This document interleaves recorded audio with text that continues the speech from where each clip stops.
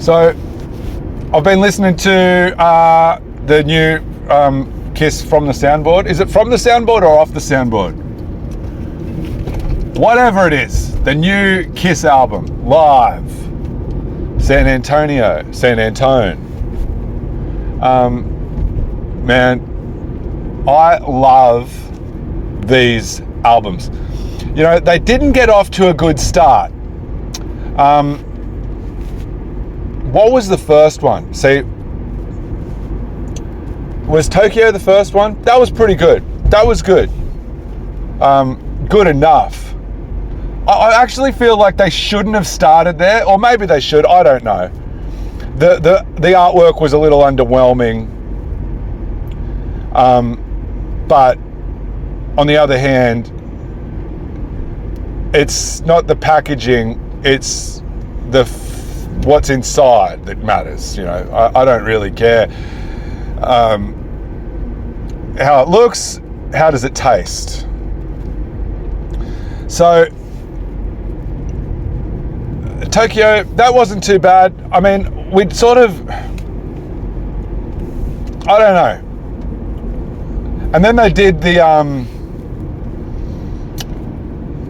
was it West Virginia or Virginia Beach or something like that, with the final lineup, the end of the road lineup, but it was whatever tour it was, and whatever, I think it was from the Rock the Nation tour, and nobody really gave a rat's ass about that. That was an absolute dud. Donington was the album that they should have released in '96. If they could have brought that out straight away, oh my God, what a fucking... that Donington restored the faith. Des Moines, yeah, I was listening to it the other day. Yeah, it's pretty good, but it was sort of, it was a bit on the floppy side for me. Mark St. John, now we're sort of talking, getting a little more, but even with the Mark St. John, it's a grower. You just wanted to hear, okay, how does he play? And then the other day I was listening to it and I was like, holy shit, I love this, like the encores. By the time the band gets to the encores on the Poughkeepsie, they're really firing. They know. It's kind of like, we've all been through situations like this before, where you start out, you're a bit nervous, you're a bit, oh, how's this going to go? And then by the end of it, you're really slamming, even whether, anyway, whatever. But we can relate to situations like that in our lives. I certainly can.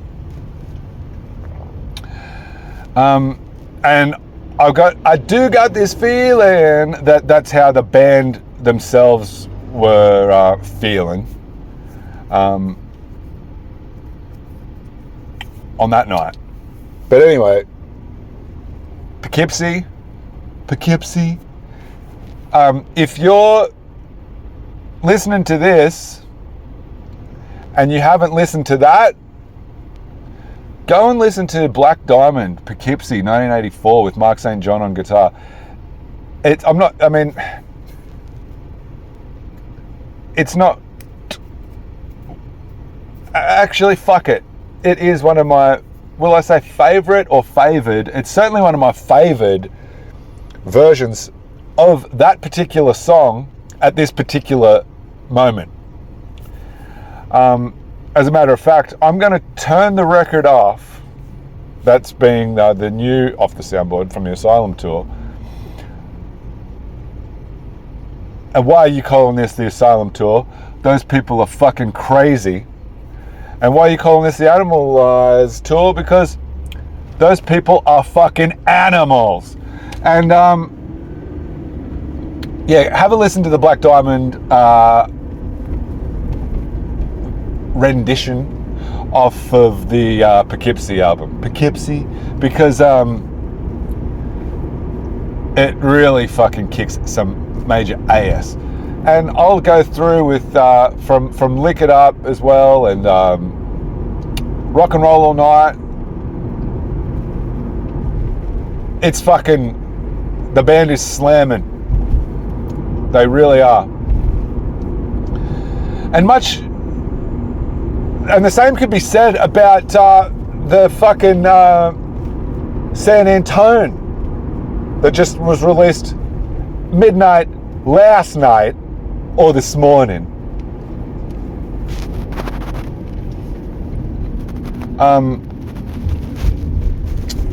The band is fucking firing. So the Bruce Kulick introduction to the band, which happened on the Animalized tour, when those people were fucking animals, the introduction, the Cold Feet are now fucking hot and blistered and burnt.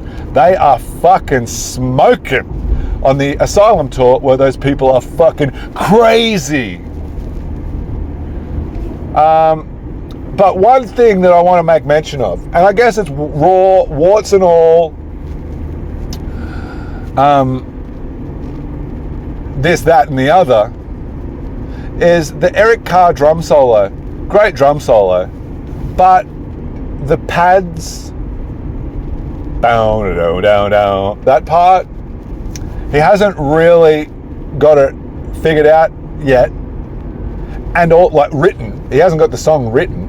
I'd like to know who did that. Did he do it? Did anyone help him? Did someone say, you know, Eric? You know, Eric? You know, Eric?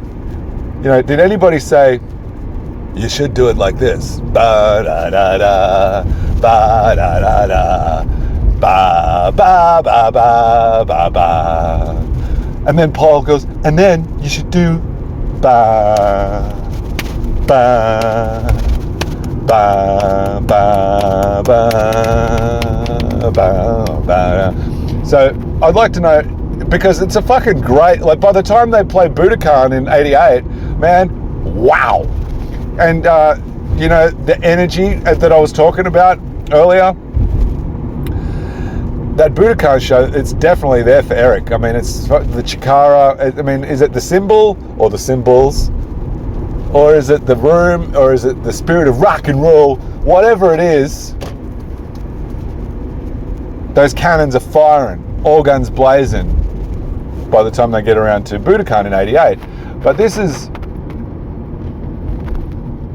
a couple of years prior, and I'm not talking about Richard.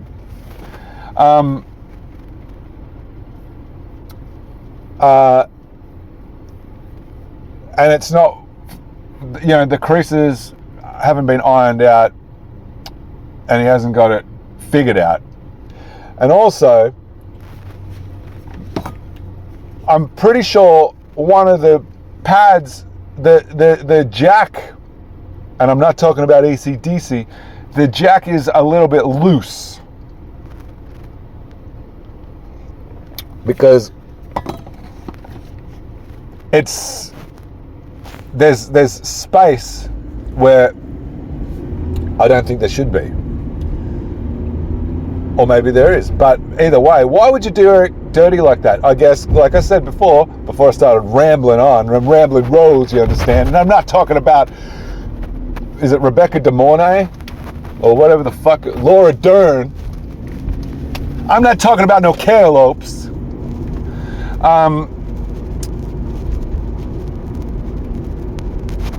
But nobody said we should get married anyway.